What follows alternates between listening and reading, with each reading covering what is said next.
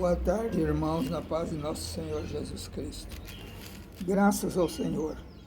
Temos buscado o Senhor, orado pelo Senhor, para fazer a sua obra. E graças a Deus que o Senhor está fazendo a obra.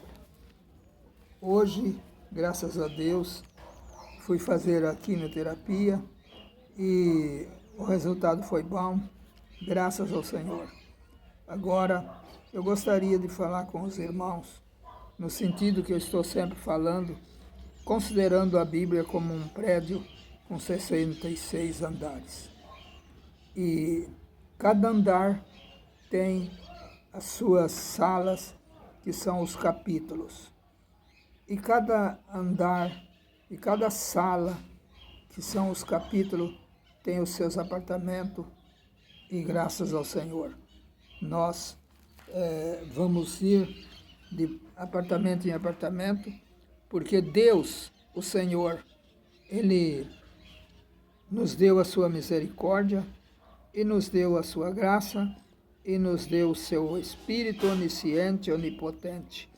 E Ele é o Deus onipotente. E o Cristo Jesus nosso, Ele se dispensou como Deus onipresente. E o Espírito Santo se dispensou para nós como o Espírito 7 vezes intensificado dentro de nós, onisciente. Onisciente quer dizer que Ele sabe todo o meu pensamento. Ele transmite a onisciência de Deus que está no Espírito, é a onisciência que Ele tem na onipotência. E pela onipotência dele, e a onipresença dele, e a onisciência dele, nós chegamos ao conhecimento da palavra, à visão da palavra. Todos os cristãos têm que ter a visão da palavra, graças ao Senhor. Então, é isso que nós vamos falar, considerando a Bíblia como essa unção de Deus, como a palavra do Senhor, e graças ao Senhor. Agora, nós vamos ver então sobre esse andar, que é o andar 2, e que o Espírito está nos levando para nós adquirir a sabedoria, adquirir a graça. Quando eu falo desse prédio, eu não estou falando por falar, é a consideração. Na Bíblia, a Bíblia diz que Deus é a terra prometida. A Bíblia diz que Deus é, quando Israel foi construir o templo, quem foi que deu ordem, para quem era esse templo e o que significa esse templo? Ele significa o corpo de Cristo no Espírito, graças a Deus. Então, há muita razão para falar da Bíblia nesse ponto, porque realmente é isso que Deus está mostrando para nós. Como que você tem que ser cristão? Crendo na palavra de Deus. E sobre a questão do Velho Testamento e do Novo Testamento, sempre vou falar isso, que o Velho Testamento, ele está guardado por Deus, ele está arquivado por Deus, mas ele se cumpriu e ainda há muitas coisas para se cumprir. E ele vem a inquirir a força dele no Novo Testamento. Isso é real quando a gente diz a mesma coisa de digamos, um fazendeiro que tem um filho e ele tem um testamento que é dele a fazenda. De repente, ele olha para o filho e diz: vou fazer um novo testamento. Quando esse filho tiver idade, o que vai funcionar na minha fazenda é o Novo Testamento que eu darei para o meu filho. É isso que Deus fez. Ele fez um Velho Testamento, ou seja, era novo, porque só era ele único, é o verdadeiro.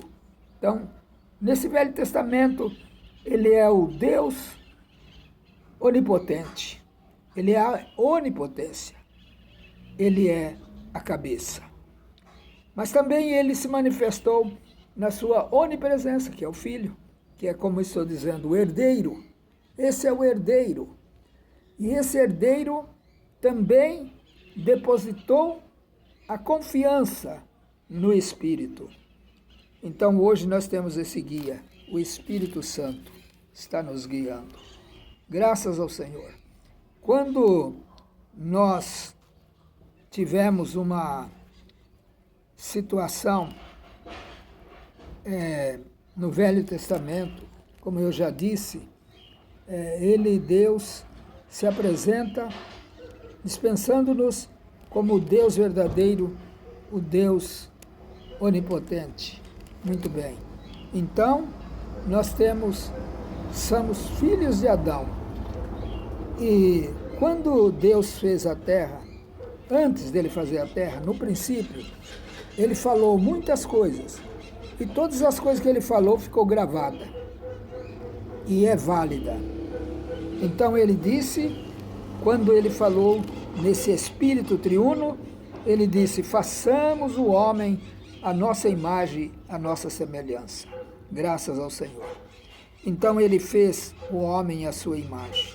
Imagina, vamos dar esse valor. Nós somos a imagem e somos também a semelhança. É muito profundo isso. Nós crermos. É isso que é ser cristão.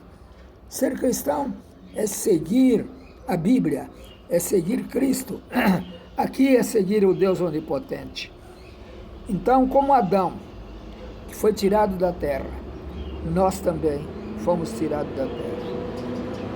Quando Deus colocou Adão no Éden, ele deu uma ordem para Adão, para comer todos os frutos das árvores e da árvore da vida, mas não comer o fruto da árvore do conhecimento do bem e do mal. Veja vocês que é a árvore do conhecimento do bem e do mal. Agora eu pergunto, eu preciso do mal? Preciso. Eu preciso do bem? É inevitável, graças ao Senhor. O bem é, em mim, a potência de Deus, o onipotente Deus e o onipresente Deus. Mas por que eu falo que o fruto, a Bíblia diz que a árvore tinha dois frutos, um fruto bom e um fruto mau. E por que eu disse que nós precisamos do fruto mau? Às vezes a gente diz até, é o diabo que manda. Ele é as trevas, né? Ele não é mais Lucifer. Não chame ele de Lucifer, não. Ele fica contente quando você chama ele de Lucifer, mas ele não é mais. Ele perdeu essa autoridade de Deus. Quando ele lutou contra Deus, quando ele se rebelou contra Deus, não foi fácil, foi muita coisa. Ele fez as suas reuniões e colocou na cabeça dos seus anjos, dos anjos que ele tinha poder, e achou a terça parte dos anjos. Imagina, você é capaz de contar a terça parte dos anjos dos céus? De maneira nenhuma. Essa é a potência, é a potestade do ar, é o príncipe das trevas. E é isso que Deus mostrou para ele, para nós. E Deus permitiu que ele olhasse e que ele descesse à terra, expulsando-o dos céus. E quando ele chegou na terra, ele fez um desastre. Todas as coisas foram criadas por Deus. O mar também foi criado por Deus. Mas que forma ele foi criado por Deus? O mar foi criado antes do homem existir. E foi criado de uma certa maneira pelo tombo do Satanás, pelo tombo do Lucifer. E ele trouxe para a terra a terça parte dos anjos caídos. E nessa queda dos anjos, então, a ciência diz que foi um meteoro. Sim, quem criou o meteoro? Se todas as coisas foram feitas por Deus. Foi Deus. Nós falamos que a ciência às vezes é errada. Não é errada. ela não sabe, ela não tem sabedoria. Mas tem autoridade para falar isso. E também nós sabemos que em Lucas, o Senhor, capítulo 19, verso 10, o Senhor fala que o Senhor Jesus, ele fala que ele viu Satanás cair dos céus como um raio. O raio é um meteoro. Então, foi essa a destruição e foi essa a criação do mar. O que foi que Deus usou para criar o mar? O mal. O mal onde está? Na árvore do conhecimento, do bem e do mal. Então, aqui nós vemos que esse mal era preciso no plano de Deus. E por isso, ele conseguiu derrotar o Satanás dessa maneira, o príncipe das trevas. Colocou nele o título, você é o príncipe das trevas a partir de agora. E os seus anjos são as potestades do ar. Quem são os anjos? Quem são os anjos? Os demônios.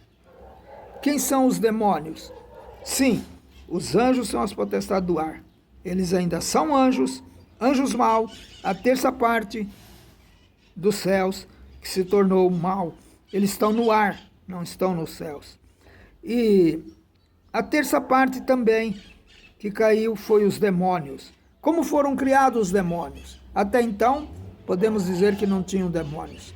Mas veja como a situação ficou ruim, que a partir do tombo dos anjos foi criado mais uma potestade, os demônios. Como foi que eles foram criados? Quando eles caíram na terra, eles encontraram aqui vida.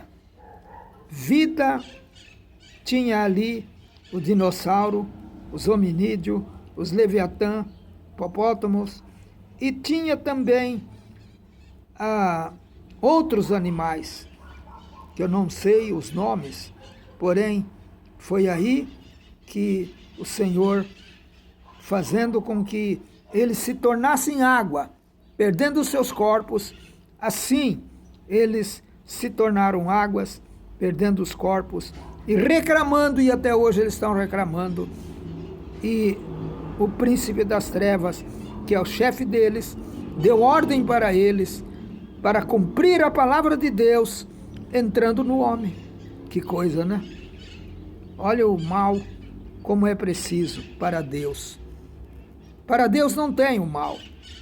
Então ele fez isso, entrou nessa esfera e transmitiu para dentro do homem há muitos anos mais tarde, milhões de anos mais tarde. A ciência diz que encontrou ossos de dinossauro de 180 milhões de anos. Eu creio que tem muito mais. E ali então, o que eu quero dizer, que Deus, ele não criou uma terra vazia e sem forma. Porém, ele criou uma terra linda. Isaías fala que ele criou a terra linda, cheia de frutos, cheia de vida. Mas eles perderam essa vida e se tornaram demônios. E esses demônios são que tiveram ordem por Deus de entrar no homem. E quanto mais eles estragam o homem, mais Deus está com o homem. Mais Deus está conosco, irmãos. Precisamos crer nisso.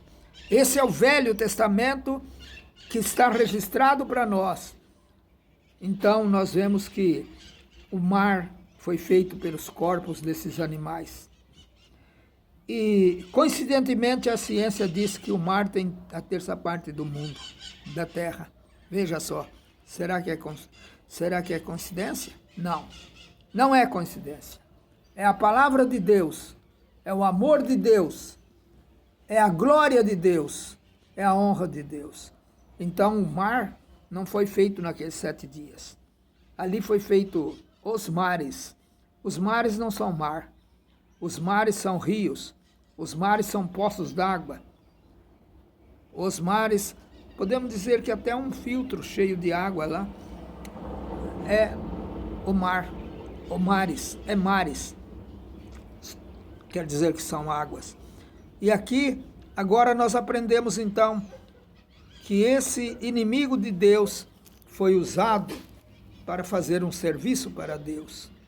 E esse serviço ele fez. Ele completou. Hoje eu vou parar aqui, amanhã nós continuamos mais ainda. Amém.